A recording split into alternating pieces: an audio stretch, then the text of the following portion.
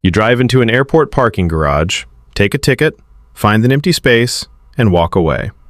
Your car does nothing for the next 3 days. It carries no passengers, it consumes no fuel, it produces no service.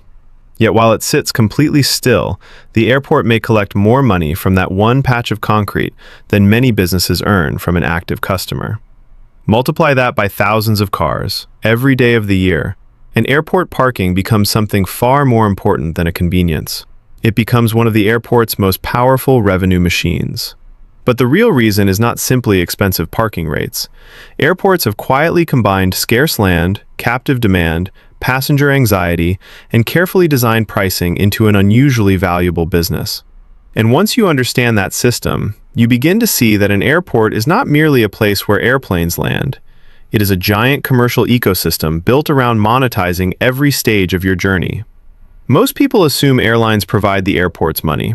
That sounds logical. Airlines pay landing fees, rent gates, use terminals, and require enormous runways. But airports also collect what the industry calls non-aeronautical revenue, money generated from activities that are not directly related to flying an aircraft.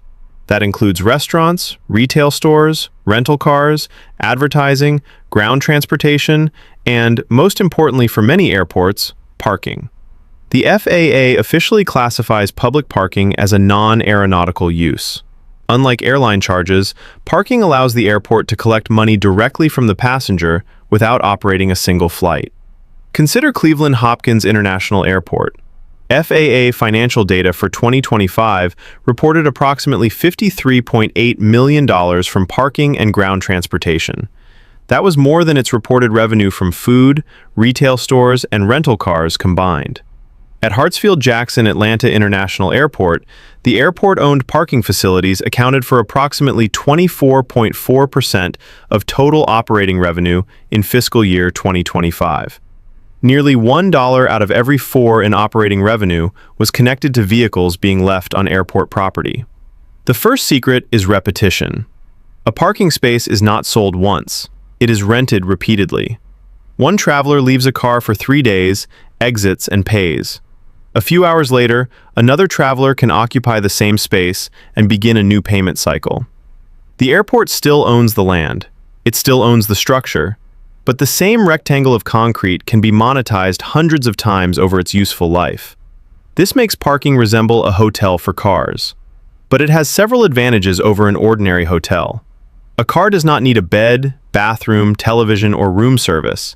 It does not complain about the view. The basic product is space, access, lighting, and security. Once the garage exists, each additional occupied space can generate revenue without requiring the airport to provide anything close to the service of a passenger hotel. That does not mean parking revenue is pure profit. Garages can cost enormous amounts to construct. Airports must maintain elevators, payment systems, lights, cameras, and access roads. They may operate shuttle buses and employ security and maintenance teams. Concrete structures eventually require major repairs. Financing costs can continue for decades.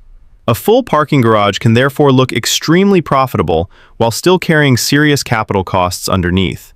But airports possess an advantage most parking businesses could never reproduce: location. A privately operated parking lot several miles away may charge less, but passengers must allow extra time, wait for a shuttle, and trust that they will reach the terminal before check-in closes. Airport parking sells relief from that uncertainty. The closer the space is to the terminal, the more valuable that relief becomes. This is why airport parking is divided into layers. Economy lots attract price-sensitive travelers willing to ride a shuttle. Daily garages charge more for convenience.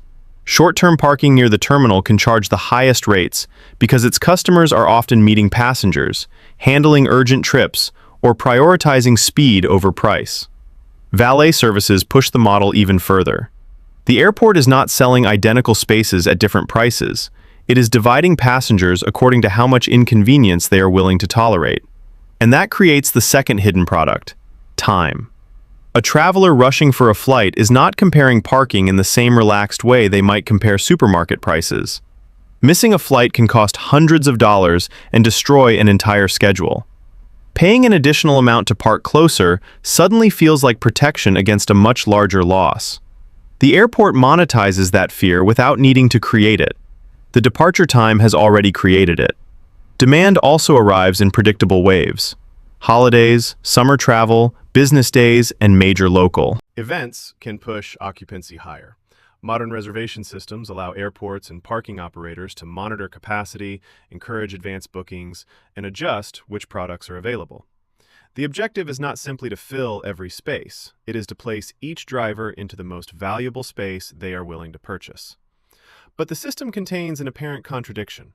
Airports want parking revenue, yet they also need passengers to reach the terminal efficiently. If prices become too aggressive, travelers may switch to ride-hailing, taxis, public transit, or off-site parking. If garages become too full, traffic congestion can damage the passenger experience. If they build too much parking, expensive structures may remain underused. Every decision carries risk. Build too little, and the airport loses customers during peak periods. Build too much, and millions of dollars become trapped in empty concrete. Raise prices, and alternative transport becomes more attractive. Keep prices too low, and the airport fails to capture the value of its limited land. This is why the most valuable part of airport parking may not be the parking space itself. It is control over the land closest to the terminal. That land could potentially support hotels, offices, rental car facilities, cargo operations, or terminal expansion. Using it for parking has an opportunity cost. The airport sacrifices whatever else could have been built there. The parking operation must therefore generate enough value to justify occupying some of the most strategically important property in the region. This also explains why airports increasingly treat parking as part of a broader ground transportation system. Rental car companies may pay rent and fees, taxis and ride-hailing services may pay access charges, hotels and private parking operators rely on shuttle access. Even when passengers avoid the official garage, the airport may still find another point at which to charge for commercial access to